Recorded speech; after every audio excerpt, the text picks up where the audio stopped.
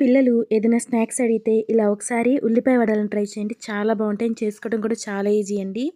ముందుగా ఒక గిన్నెలోకి 4 నిలువుగా కట్ చేసుకున్నటువంటి ఉల్లిపాయల్ని, కొద్దిగా కరివేపాకు, ఒక పచ్చిమిరపకాయ, అలాగే పావు టేబుల్ స్పూన్ దాకా అల్లం వెల్లుల్లి పేస్ట్, టేస్ట్కి సరిపడా సాల్ట్, అర టేబుల్ స్పూన్ దాకా కారం, అర టేబుల్ స్పూన్ దాకా జీలకర్ర, చిటికెడు ఇంగువ వేసుకొని వీటన్నిటిని బాగా మిక్స్ చేసేసుకోండి.